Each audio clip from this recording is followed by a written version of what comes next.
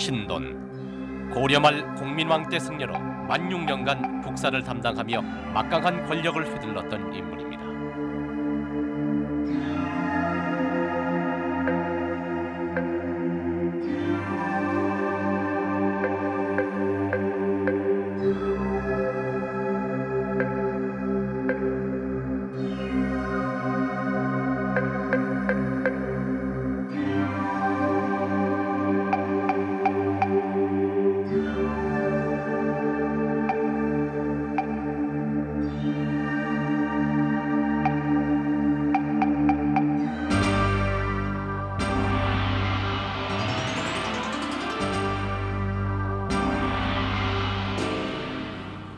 고려말의 승려 신돈을 모르시는 분은 아마 안 계실 겁니다. 신돈은 고려말 공민왕의 권력을 등에 업고 갖은 악행을 일삼다가 결국에는 고려가 폐망하는 데 직접적인 원인 제공을 했던 인물로 전해져 왔습니다. 정말 그럴까요? 역사추리 오늘은 우리나라 1500년 불교 역사에서 가장 간악한 승려로 전해지고 있는 신돈이라는 인물을 만나보고자 합니다. 우선 신돈에 대한 가장 자세한 기록인 고려사에서 신돈이 어떻게 그려져 있는지, 또 고려사란 어떤 책인지부터 살펴보겠습니다.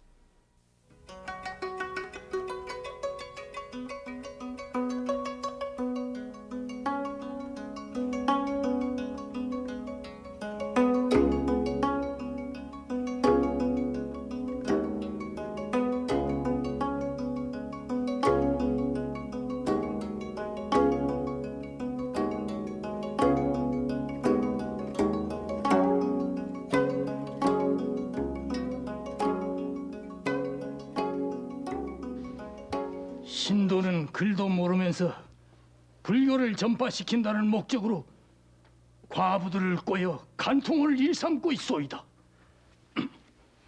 그뿐이 아니요. 벼슬을 구하는 자들은 반드시 그의 처나처백에 먼저 뇌물을 주어야 그 뜻을 이룰 수 있다 하니 참으로 부끄러운 일이 아닐 수 없소이다. 사대부의 처들이 그의 설교를 들으러 가면 신도는 감히 서슴치 않고 간통을 하였다 하니 이 무슨 망령된 일들이요?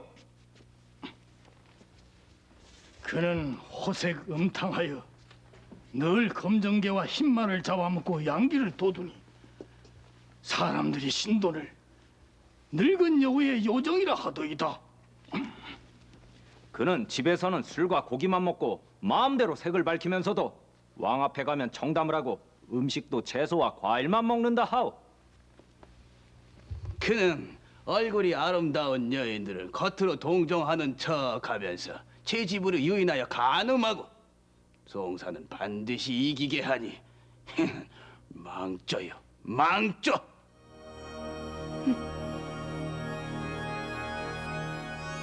고려사는 총 139권의 방대한 분량의 책입니다. 그러나 이것은 고려시대에 쓰여진 책이 아니고 고려를 패망시킨 조선에 의해 쓰여진 책입니다.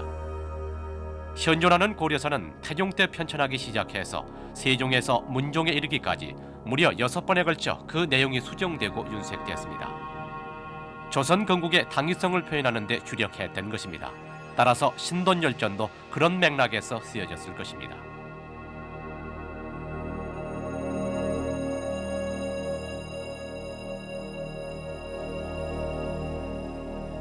여섯 차례의 기해수 과정을 겪었기 때문에 이것은 누가 편찬했다기보다는 역시 조선 초기 당시의 역사가들의 어떤 역사 인식, 더 크게 얘기한다면 조선 초기 지배층들이 어떤 역사 인식 같은 것이 많이 반영되었다. 1차적으로 그렇게 우리가 평가를 해야 될 것이고, 또 하나 역시 이 사람들의 어떤 고려사를 편찬한 기본적인 원칙이란 것은 첫째는 고려 전기 사회를 이상적인 사회로 평가를 하고, 고려 후기 사회, 대체로 무신정권 기후를 문란된 사회로 평가하면서 결과적으로 조선 후기, 고려 후기의 그 문란한 사회를 극복하고 조선 왕조가 건국되었다는, 결국은 조선 왕조 건국의 어떤 합리화, 조선 왕조 건국의 어떤 정당성을 결국은 반영하려는 것이 고려사 편찬에 많이 반영되어 있는 것이 아닌가, 이렇게 일단 우리가 볼 수 있습니다. 이런 것이 역시 고려사가 갖고 있는 한계이면서 또 한편으로 우리가 그것을 통해서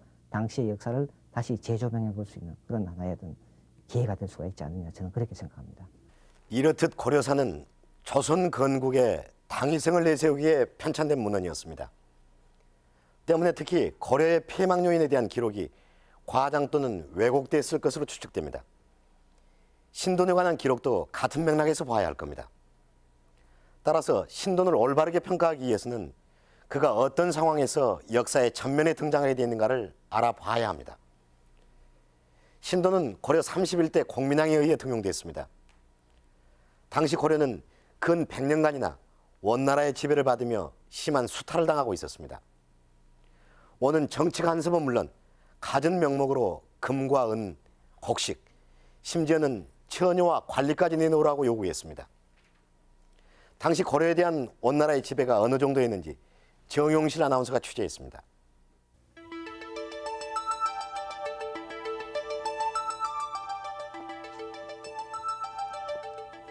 지금 제 옆엔 전통 혼례복을 입은 신부가 있습니다.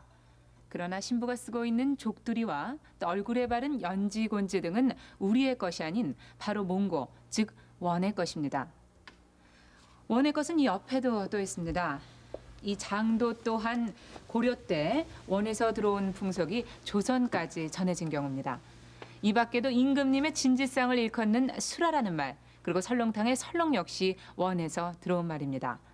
당시 고려에 대한 원의 지배가 얼마나 심했던가를 알 수 있는 단편적인 예들입니다. 고려 원정은 원나라와 1270년에 강화를 맺은 후 고려의 역대 국왕들은 대대로 원나라의 공주를 정비로 맡게 됩니다. 즉 고려는 원나라의 부마국, 사위의 나라가 되는 겁니다. 게다가 고려의 왕들은 왕위에 오르기 전에 세자로 있을 때 원나라의 수도에 볼모로 머무는 수모를 겪게 됩니다.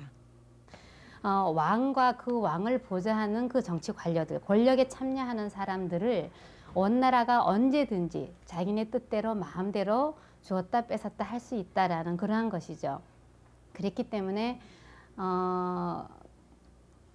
고려의 왕은 왕권을 유지하기 위해서는 계속 원나라의 요구에 응할 수밖에 없다. 원나라하고의 관계가 성립된 초창기에 원나라는 고려에 대해서 많은 그 물자를 수탈을 해갑니다. 원나라가 남송을 정벌을 한다거나 아니면 일본을 정벌 하려고 할 때 실질적으로 고려의 군대와 물자를 동원해가지고 그것을 정벌 전쟁을 하는데 고려로서는 원하지 않는 것이고 일방적으로 피해를 보는 것이었지만 자기네들의 권력을 유지하기 위해서는 거기에 응하지 않을 수가 없었던 것이고 그렇게 해서 이제 고려에 주어지는 효과는 그러니까 고려에게 파급되는 것은 농민들에게서 이제 과도하게 수탈을 할 수밖에 없다라는 것하고 고려의 재정이 고갈된다. 즉 원나라에게 보내는 곡물이나 원나라에서 생활하는 어떤 왕을 비롯한 고려 그 관료들의 그 생활비, 그다음 뭐 정치 자금, 요즘 얘기를 하면 그런 것을 조달하기 위해서 많은 물자를 원나라로 가져가게 되니까 농민 생활이 피폐되고 그런가 하면은 농민들은 이제 살지 못해가지고 사는 곳을 떠나가지고 유랑하게 되고 그러한 것이 대단히 그 심각해졌다. 그러니까 하나의 그 나라로서의 형체를 유지하기 힘들 정도로 농민의 유망이 대단히 심하다.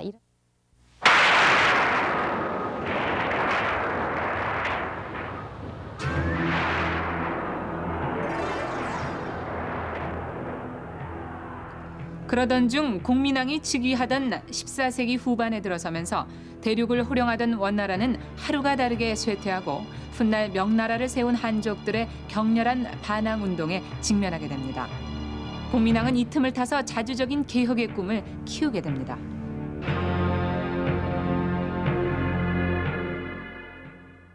공민왕의 개혁의 꿈은 이렇듯 100여 년 동안 계속되어 온 원나라의 지배에서 벗어나려는 몸부림으로 시작됩니다. 그러나 이는 결코 쉬운 일이 아니었습니다. 당시 고려는 원나라의 왕족이나 높은 관리들의 집안과 결혼을 해서 권세를 잡은 이른바 친원 세력들이 지배하고 있었습니다. 그들은 왕도 어찌할 수 없는 세력으로 커져버리고 맙니다. 또한 이들은 권세를 이용해서 남의 땅을 빼앗아 대농장을 소유하게 되었고 나라에 세금을 내야 할 백성들을 노비로 삼아버림에 따라 정작 세금을 내는 사람이 줄어 나라 살림이 말이 아니었습니다. 공민왕은 즉위하면서부터 이 같은 문제들이 심각함을 느꼈고 이를 개혁하기 위해서는 우선 원으로부터 벗어나는 일이 그 시작이라 믿었습니다. 자, 신돈을 만나기 이전에 펼친 공민왕의 자주적인 개혁의 내용 알아봅니다. 더 이상 나라의 주권을 원에게 빼앗길 수는 없습니다. 고려는 고려고 원은 원입니다. 나는 원을 저항하는 자들과는 더 이상 논의하지 않을 것이요. 그러나 권문세족들의 반발이 그러니 내가 대신들을 부른 것이 아니오. 나는 원의 간섭을 피해 고려만의 독립적인 정치를 하려 하오. 아직은 때가 이른 듯하옵니다. 준비 기간이 너무 짧사옵니다. 조금 더 시간을 가지신 연후에. 아닙니다. 쇳불도 단김에 빼라는 말이 있습니다. 기회가 왔을 때 잡아야 할 것이요. 원은 우리의 모든 국정을 간섭하는 것도 모자라 이제는 우리의 하녀자들까지 자신들의 노리개로 삼고 있지 않습니까? 그렇사옵니다. 원의 간섭으로 이 나라와 이 나라의 백성들은 자신들의 주권을 잃어버리고 숨통을 조여오는 압박감 속에서 하루하루를 살아가고 있사옵니다. 하루속히 주권을 되찾아 나라를 바로 세워야 하옵니다.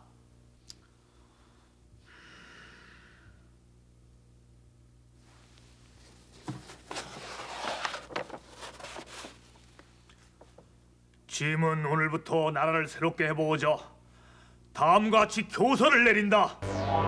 공민왕은 즉위 원년인 1351년 그때까지 고려에서 유행하던 원의 복장과 머리 모양 등 일체의 몽고 풍속을 폐지합니다.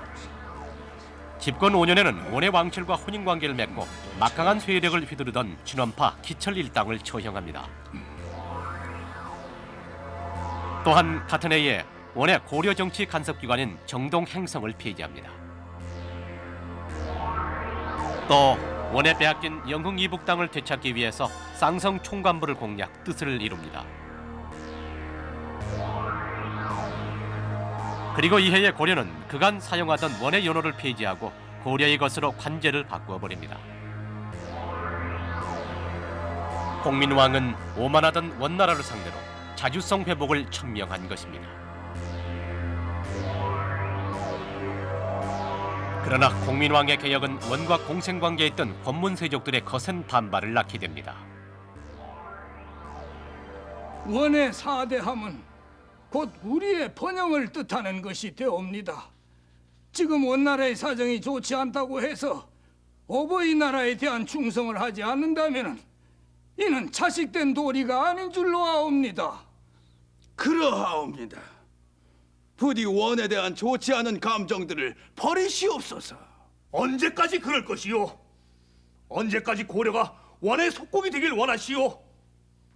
지금이 아니면 기회가 없소.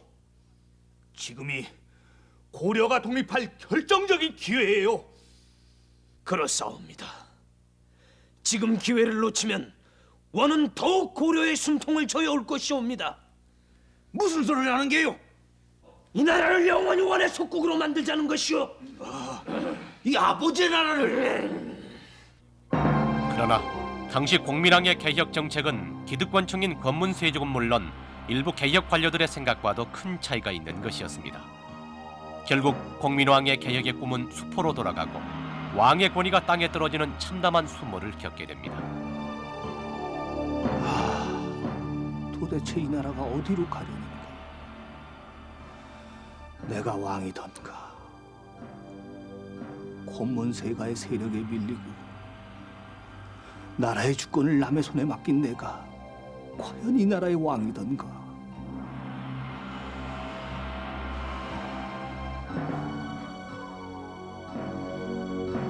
다수 관료들의 절대적인 후원을 받았음에도 불구하고 원의 방해로 국왕에 오르는 것을 실패했습니다. 따라서 그런 경험을 가지고 있던 공민왕으로서는 자신이 이제 획득한 왕위도 이것이 안정된 것이 아니라는 것을 알고 있었고, 따라서 그 국왕 자리를 계속적으로 유지하기 위해서는 원이라고 하는 외부 세력으로부터 독립될 필요성을 절감하고 있었습니다. 또 국내적으로도 그 무신 집권 시대 이래로 무인이라든지 권문 세족들의 간섭에 의해서 국왕권이 제대로 발휘되고 있지 않던 상황에서 이제 국왕이 본격적으로 정치의 주체가 되어야 된다는 생각을 하고 있었습니다. 그래서 이것은 아마 다른 개혁 관료들의 생각과는 다른 점이었다고 생각이 됩니다. 또 한편으로는 공민왕은 당시 그 정치 현실, 사회 현실을 보는 데 있어서 특히 일반 하층의 백성들이 생활이 어렵다고 하는 것, 그런 것에 더 중점을 두었습니다. 그래서 개혁의 주체는 자신이 되고 개혁의 대상은 일반 하층민들의 생활을 보다 살기 좋게 해주자는 것으로 초점이 맞춰졌습니다. 그것은 다수의 그 개혁 관료들이, 그 이전의 개혁 관료들이 개혁의 주체를 자신들로 비정하고 개혁의 내용도 일반적인 제도의 개혁이랄까, 그 정치 운영의 개혁 또는 경제 제도의 개혁에 초점을 맞추고 일반 하층민들에 대한 관심이 부족했던 것하고는 크게 차이가 났다고 볼 수가 있습니다. 물론 당시 고려에도 공민왕과 뜻을 같이 하는 반원 세력이 있었습니다. 그러나 공민왕의 개혁이 한계에 부딪힐 수밖에 없었던 것은 공민왕과 그들의 생각이 달랐기 때문입니다. 공민왕은 근본적인 개혁을 바랬지만 그들은 자신들의 지위를 잃지 않는 범위 내에서의 개혁을 바랬습니다. 따라서 공민왕은 기존의 갖가지 이권으로부터 자유로울 수 있는 인물이 필요했습니다. 공민왕이 신돈을 등용한 것도 바로 이 때문입니다. 그렇다면 공민왕을 만나기 이전의 신돈은 어떤 인물이었을까요? 제가 지금 서 있는 이곳은 경남 창녕군 옥천리에 있는 옥천사터입니다.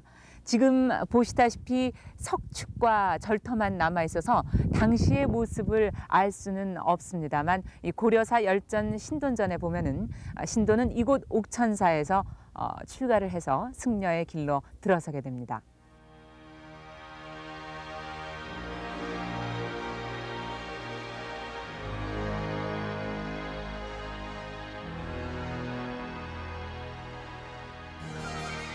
신증 동국여지 승남에 의하면 옥천사는 창녕군에 있었습니다. 그러나 신돈이 출가해서 승려가 됐던 옥천사는 신돈 몰락과 함께 사라지게 됩니다. 고려사 신돈전을 보면은 신돈은 영산인으로 그리고 그의 어머니는 옥천사에 비었습니다. 신돈은 어려서 중이 되었지만 어머니가 천해서 동료들과 어울리지 못하고 늘상 혼자서 산방에서 머물렀다고 전해집니다. 고려 충렬왕 때 만들어진 이 일천칙 천법에 따라 신돈은 어머니가 천민이었기 때문에 당연히 천민의 신분이었습니다. 따라서 천민이었던 신돈이 불교를 숭상하던 고려시대에 승려가 되기란 거의 불가능했습니다. 그렇다면 천민인 신돈은 어떻게 승려가 될 수 있었을까요? 그 답은 아버지 쪽에서 찾을 수가 있습니다. 고려사 열전 신돈전에 의하면은 신돈의 아버지의 묘는 이 창녕군에 위치해 있다고 쓰여져 있습니다. 따라서 창녕 영산은 바로 아버지의 성의 본향이자 이 신돈이 태어난 곳이기도 합니다. 신돈이 어려서 승려가 될 수 있었던 것은 바로 영산고을에 영향력 있는 인사가 바로 아버지였기 때문입니다. 또한 신돈을 요승으로 그린 고려사에서조차 신돈은 매우 총명했던 것으로 기록되어 있습니다.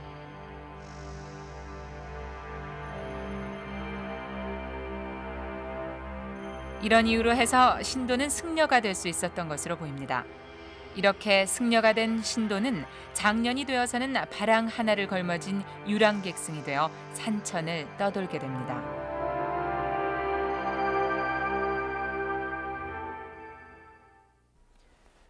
신돈은 천민 출신의 이름 없는 승려였습니다. 공민왕은 이 천민 출신 승려 신돈에게 막강한 권한을 주어 개혁의 선봉에 세웁니다.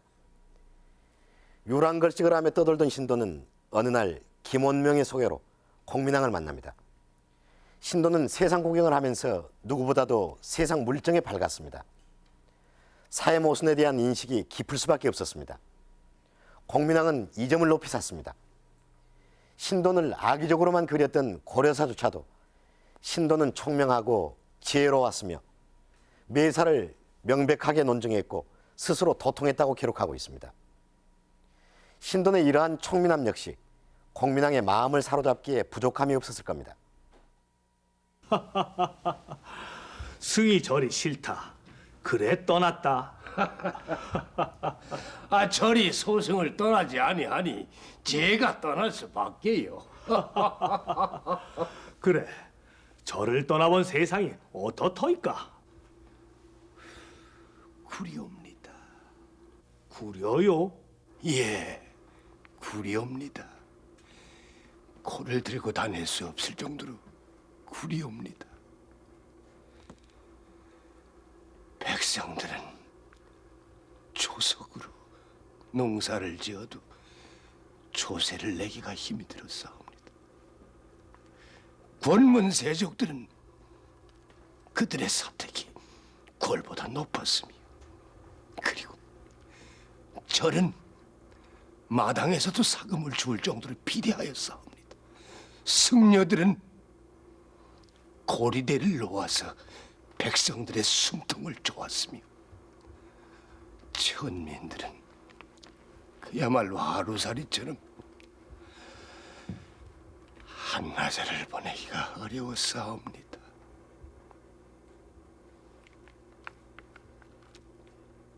공민왕은 이때 신돈이 자신의 이익을 떠나 정사를 펼 수 있는 인물이라는 확신을 갖게 되고 그를 개혁의 동반자로 점찍게 됩니다.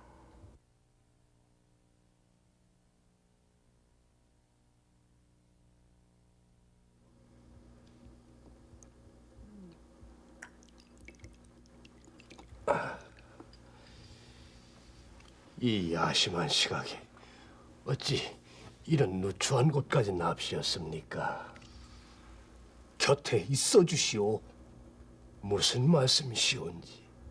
이제 유랑은 그만하고 내 옆에서 나라를 위해 힘써 주시오. 국정을 모르는 제가 어찌 나라를 구할 수가 있겠습니까? 당치 않으신 말씀이십니다. 국정은 모른다 하나 민심을 알지 않소. 민심은 곧 천심이오. 그 많은 대신들을 어디에 두고 제게 그리 크나큰 일을 맡기시려 하십니까?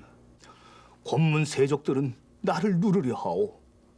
세신 대족들은 친당의 뿌리가 얽혀 서로가 서로의 허물을 은폐하고, 초야 신진들은 자신의 행동을 가식적으로 꾸미고 있어. 유생들 또한 결단력이 없어. 대사가 필요하오. 나는 세상의 이익을 초월하여 소신껏 일할 대사 같은 사람이 필요하오. 저는 아무것도 없사옵니다. 저를 도와줄 친당도, 절 밀어줄 권력도 제게는 없사옵니다. 못 믿을 것이 사람의 마음이라고 제가 누구를 믿고 의지하고 정치를 펴겠사옵니까? 그게 바로 내가 대사를 선택한 이유요. 내가 있지 않소. 나는 그대의 바람막이가 되어 큰 뜻을 펴게 하겠소.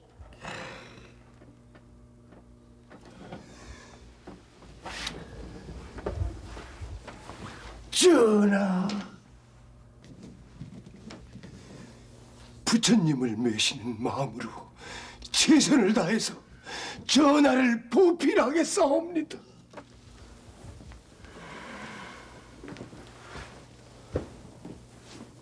고맙소.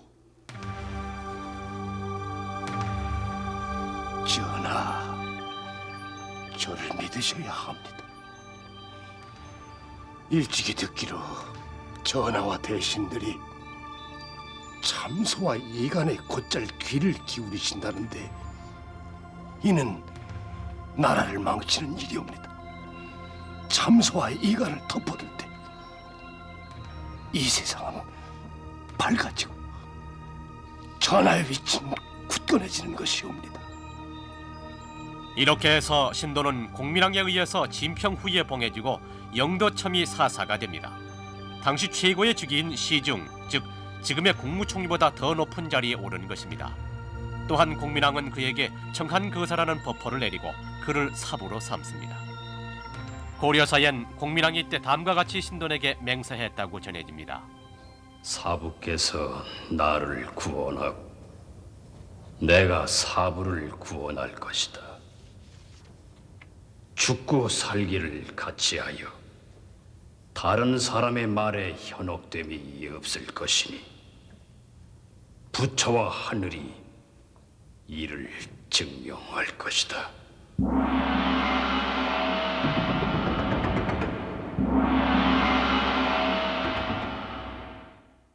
이렇듯 공민왕은 천민 출신의 승려 신돈에게 맹세까지 하면서 그를 등용합니다. 이는 개혁을 추진할 조건을 갖춘 인물이 바로 신돈이라 판단했기 때문입니다. 두 사람은 만난 즉시 개혁에 착수합니다.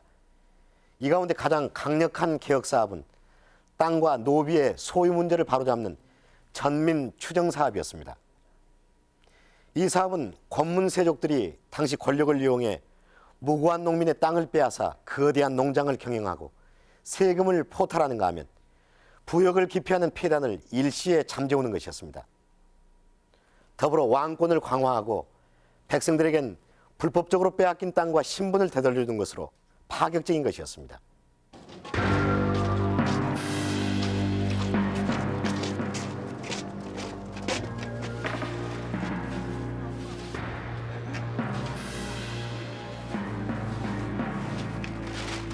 신돈은 공민왕 15년 전민변정도감을 설치해서 스스로 판사가 되고 개혁에 해결할 수 있는 전민추정 사업을 펼치게 됩니다.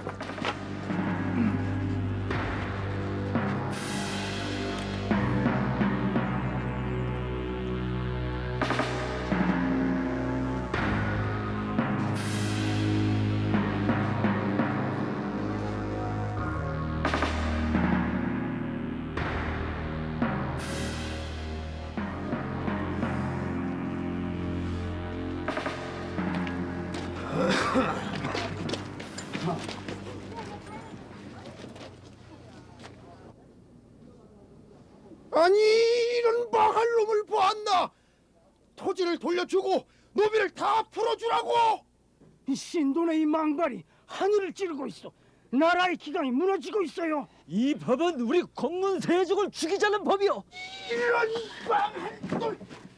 대책을 세워야겠어요. 어서들 가십시다. 갑시다.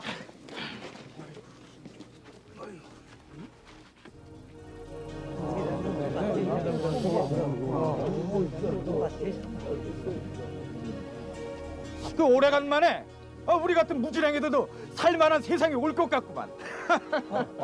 판사 그 양반이 하늘에서 내린 성인이라고. 암만 그렇고 말고. 자 이제 어서 돌아가 빼앗긴 떡을 돌려받음세. 참 자네는 노비로 끌려간 딸내미를 찾겠구만. 찾아야지. 가자고.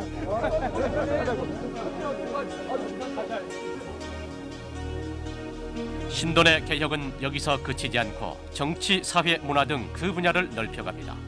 신돈은 유명무실한 관리들의 수를 축소해서 나라의 경제를 살리고 또한 공민왕 17년 12월에는 권력에 의해서 무분별하게 승진하는 피해단을 막는 순자격 제도를 실시해서 관리 체계를 바로잡기에 힘씁니다.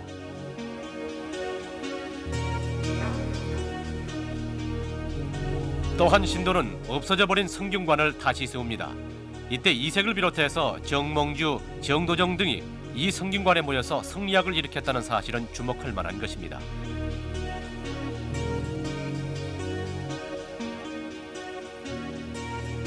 신돈 개혁은 정치, 사회, 경제 등 각 분야에 걸쳐서 포괄적으로 조치를 취하고 있습니다. 그중 신돈의 전민 변정 사업을 우선으로 손꼽을 수가 있겠는데, 신돈의 전민 변정 사업이 매우 급진적이었다고 하는데 문제가 있었습니다. 신돈의 판결이 일반민을 입장에서 처리되었기 때문에 당시 불법적인 토지나 일반민을 소유하고 있었던 견문세족들에게는 대단한 불만이었습니다. 공민왕과 신돈이 추진한 개혁들은 백성들에게는 실로 살만 나는 것이었습니다. 이때 백성들은 성인이 나타났다며 좋아했다고 고려사는 기록하고 있습니다. 반면에 이러한 개혁 때문에 권문세족들은 재산을 몰수당하고 갖은 수모를 겪습니다. 그들은 신돈의 개혁이 추진된 6년 동안 숨소리조차 죽여야 했습니다. 그러나 수백 년 동안 고려를 지배해온 권문세족들은 결코 만만한 상대가 아니었습니다. 공민왕을 등에 업은 신돈과 권문세족의 힘겨루기가 시작됐습니다. 신돈의 개혁은 권문세족에게 있어 권력과 재산을 빼앗기는 것은 물론 목숨마저 위협받는 것이었습니다. 때문에 그들은 신돈 제거를 절대절명의 과제로 삼게 됩니다. 경들은 무슨 할 말이 있기에 야심한 시각에 왜 이리 모였소? 전하, 아래옥기 황송하오나 신돈을 멀리하심이 옳은 줄로 아옵니다. 신돈은 그 골상이 옛날 흉인과 같아 반드시 후환을 끼칠 것이옵니다. 전하, 근래 권례의 기강이 문란해졌다는 소리가 자자하옵니다. 백성들은 나라를 어지럽힐 사람은 신돈이라는 중놈이다라고 입을 모으고 있사옵니다. 그렇사옵니다. 신돈은 분명 요승이옵니다. 그는 이 나라와 백성들에게 결코 득이 되지 않사옵니다. 통촉하옵소서.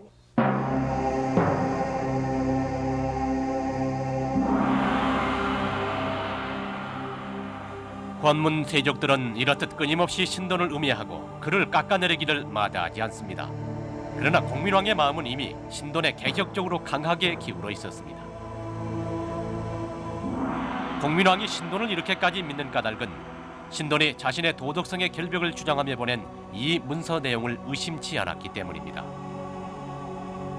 그러나 권문세족의 신돈 제거 모의는 더욱 치밀하고 본격적으로 이루어지고 있었습니다.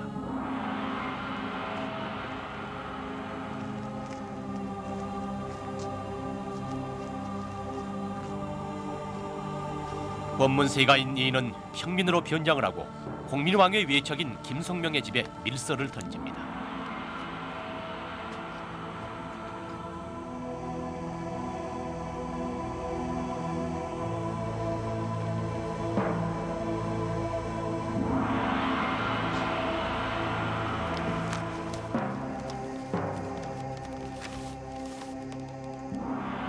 요승 신돈이 반영을 꾀하고 있사옵니다. 왕을 제거하고 스스로 국왕의 자리에 앉으려 역모를 꾸미고 있사옵니다. 한림거사 올림. 그럴 리가 없다. 그럴 리가. 허미가.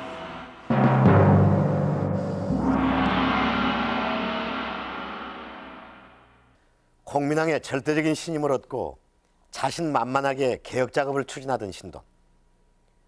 그러나 권문세족들의 계속되는 반발과 끈질긴 모함에 공민왕도 끝내 흔들리고 맙니다. 더구나 공민왕은 백성들의 추앙을 받고 있는 신돈이 어쩌면 자신의 자리를 넘볼 수도 있다는 생각까지 하게 됩니다. 이렇게 되면서 공민왕은 권문세가의 한 사람인 이인이 한림거사라는 가명으로 보낸 투서가 어쩌면 사실일 수도 있다는 쪽으로 기울게 됩니다. 신도평이사사 아래옵니다. 대의에 입각하여 신돈을 극형에 처하고 가산을 몰수한 후 그 일당들을 모두 죽여 그에게 원한을 산 자들의 마음을 시원케 풀어주시옵소서. 어찌 다른 대신들은 아무런 의견이 없느냐? 전하, 문화성에서 아뢰옵니다. 신도는 전하의 하늘과 같은 은총을 입었음에도 전하를 시해하려는 음모를 꾸몄사옵니다. 부디 그와 그의 도당들을 단칼에 처형하셔서 나라의 기강을 바로잡으시옵소서. 헌부에서 아뢰옵니다. 여기서 만약 신돈을 벌하지 않으신다면 나라가 위태롭사옵니다. 통촉하옵소서. 법은 천하 만민에게 공평한 것이거늘 내 어찌 사사론정으로 공법을 꺾겠느냐? 마땅히 법에 따라 처단하라. 예. 결국 신돈에게 맹sem까지 주었던 공민왕은 이렇게 신돈을 버리고 맙니다. 신돈에게가 이것을 보여주라. 이것이 무엇이옵니까? 그가 내게 올린 글이다. 그대는 신돈에게 이 문서대로 취조하고 수재를 가하라. 6년간 이어진 권문세족과 신돈의 힘겨루기는 결국 권문세족의 승리로 끝나고 신돈의 시대는 그 막을 내리게 됩니다. 신도는 어명을 받아라.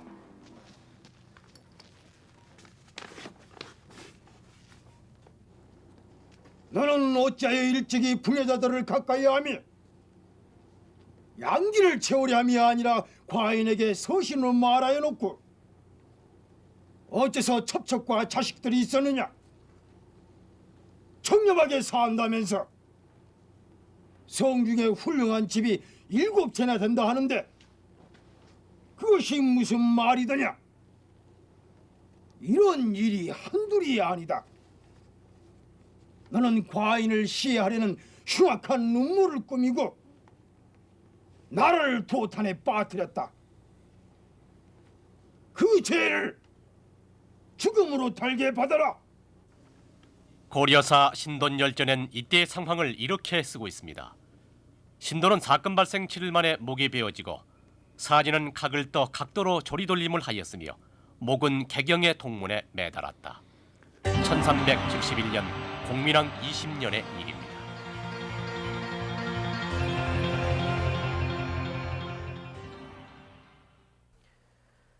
천민 출신의 승려에서 공민왕에 의해 등용돼 개혁을 추진한 지 만 6년 만에 신돈은 바로 자신을 등용한 공민왕에 의해 목숨을 잃습니다. 이로써 그가 추진했던 개혁도 흐지부지되고 맙니다. 신돈의 개혁이 지속적으로 이어지지 못하고 갑자기 그 막을 내리게 된 까닭은 무엇인지, 또 그것이 갖는 역사적 의미는 무엇인지를 신돈에 대해 깊이 연구해 오신 이익주 교수 연결해 자세히 알아보겠습니다. 이 선생님, 신돈의 개혁은 실패했습니다. 그러나 나름대로 의미가 있지 않습니까? 12세기 이래로 고려사회가 안고 있던 전민 탈점의 문제를 강력한 개혁 의지를 앞세워서 개혁하려고 했다는 이런 점에서 아주 높이 평가할 수 있을 것으로 봅니다. 또 한 가지는 그 이후에 신흥 유신들이 정권을 장악하고 개혁을 추진하는 데 있어서 이 신돈의 개혁은 하나의 모범으로 인용이 됩니다. 다시 얘기해서 그 이후로 추진되는 개혁은 신돈의 개혁보다는 한 걸음 더 나아가는, 뭐 예컨대 과전법이라든지 하는 데서 볼 수 있는 것처럼 제도의 개혁을 통한 개혁으로 나아갈 수가 있게 되는 것이죠. 그런 한 단계를 설정해 주었다는 점에서 이 신돈의 개혁이 갖는 의미를 찾을 수 있겠습니다. 신돈의 개혁은 실패했습니다. 그 결정적인 이유가 무엇이라고 보십니까? 예, 무엇보다도 개혁을 장기적으로 추진할 수 있는 개혁 추진 세력이 만들어지지 못했다고 하는 점이 가장 결정적인 원인이었던 것 같습니다. 그렇기 때문에 이 개혁이 어느 정도 진행된 다음에도 제도의 개혁이라든지 또는 개혁을 추진할 수 있는 어떤 제도적인 장치를 마련한다든지 이런 그 장기적인 그 계획을 갖지 못했다고 하는 것이 아주 결정적인 그 한계가 되는데, 신돈은 이색을 비롯해서 정도전, 정몽주 이런 그 신흥 유신들을 결집시켜서 이 사람들을 중심으로 개혁을 추진하려고 했던 것인데요. 개혁이 어느 정도 진행돼 나가면서 원래 불교도였던 승려였던 신돈과 이 주자성리학을 받아들인 신흥 유신들과의 사이에 개혁의 방향을 둘러싼 이견이 노출되게 됐고, 그러면서 점차 이 개혁 추진 세력이 약화됐던 것으로 보입니다. 여기에다 권문세족의 어떤 조직적인 반발이 일어나게 되고, 그러면서 결국은 이 개혁 추진 세력이 권문세력의 반발을 견뎌내지 못하고 결국 그 개혁이 실패로 끝난 것으로 볼 수 있겠습니다. 네, 말씀 감사합니다. 지금까지 우리는 신돈을 간교한 언행과 여색을 밝혀 나라를 어지럽힌 요승으로만 알고 있었습니다. 그러나 이는 이를 기록하고 있는 고려사의 성격으로 보아 모두 사실인지는 확실하지 않습니다. 분명한 것은 이러한 도덕성 문제 때문에 신돈의 개혁이 실패한 것은 아니라는 점입니다. 그의 개혁이 실패한 것은 개혁을 추진할 수 있는 세력 기반이 없었고, 개혁으로 말미암아 제2익이 줄어드는 세력의 조직적인 반발 때문이었다고 할 수 있습니다. 개혁은 역시 힘들고 어려운 것임을 깨닫게 됩니다. 역사초리 오늘 여기서 마칩니다.